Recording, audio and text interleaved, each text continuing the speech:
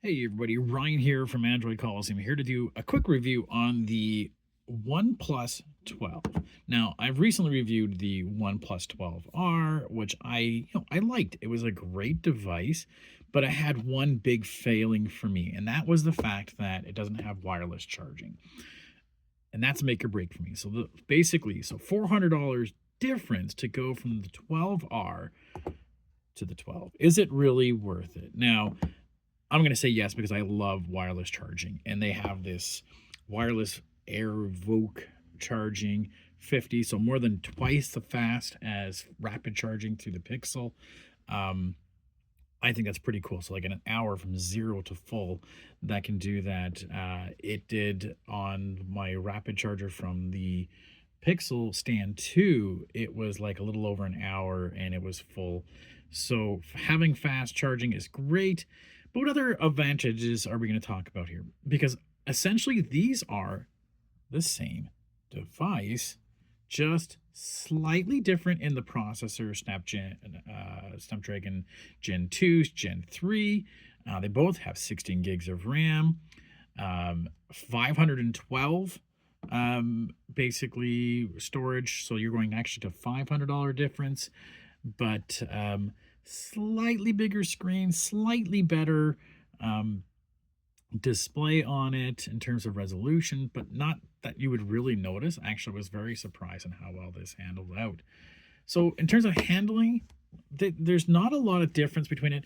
In terms of the features that come through it, I mean, you have a lot of the same features that we saw in the 12R. So I'm not going to really rehash a lot of that. What I want to talk about is what's different between the two of them here. So like I said, first off, we're going to go to 1,200 bucks. So almost, yeah, five something and change for you to go with the 512. Because if you're going to get that, you might as well get the 512 size. But then to go and get this is bigger screen, does have wireless, which again, I think you need to have these days. But the big advantage is going to come in the fact that you now have a basically telephoto lens as well. The cameras are slightly upgraded. Not that I really noticed too much of a difference between them. I did like having that telephoto, and having that option to do that is pretty cool. And I did like that once you have telephoto on, it gives you that little sort of where are you. So if I want to get to a specific spot, it gives me that little range finder so I can find out where I need to be. And I really kind of liked that feature. So being able to do that, because I've been finding so limited with the Pixel that I can't zoom in on it.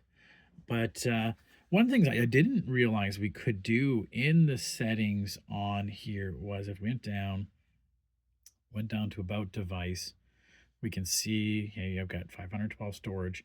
As we can say, hey, I've got 16 gigs of RAM.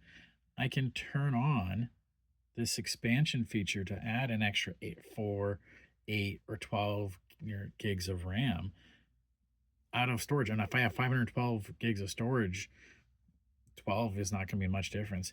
Now, I don't know if that made much of a performance difference, but I got to tell you, going from the Pixel 8 with only 8 gigs of RAM to 16 on either of these two guys, and then having the option to go even further, definitely noticed a performance improvement. So really enjoyed that. Enjoyed having a QI. Yeah, I've just loved it. The only downside, the only really thing I think this might be missing in terms of being like a top of the line flagship that would really get me to displace pixels out of it, is that I don't know why, and this Pixels don't do it either, is they don't have HDMI out. So I don't know if it's just something about the USB-C port that they're doing. This is 3.2, doesn't have the OTG, but I can't plug an adapter into it or the OnePlus Pad and have HDMI out. So if I wanted to, share on a screen or whatever, I mean, it does have screen sharing to pick the tablet that it does work with. So there is some things to work with there, but yeah. The other minor difference I noticed is that it does have IP64 rating versus 67 or 68, which we've seen in other devices. So having that extra might be kind of important, but I haven't really run into that situation. I put a case on it just because I found it a little bit slippery, especially with the OnePlus 12. It was definitely slippery. The 12, sorry, the 12R, the 12. I wanted to get one that's clear because I did like this emerald look that they have to it, and I had to get something with that magnet in the back to do that.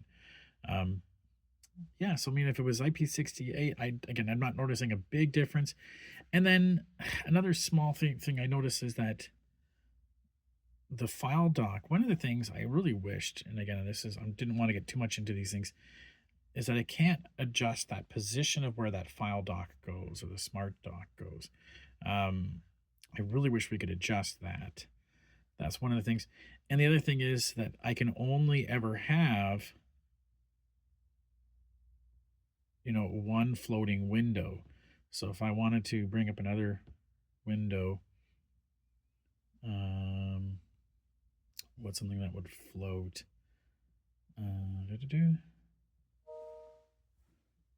So I can, by doing that, it just got rid of my other floating window. So, oh well. Anyways, this is the OnePlus 12, a real kick-ass phone.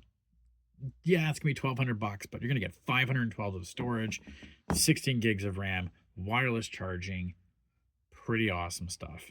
And I mean, you can't argue in the fact that it comes with a charger in the box. It actually has an 80-watt charger in the box. We don't really find that these days with phones coming with those, just the cable.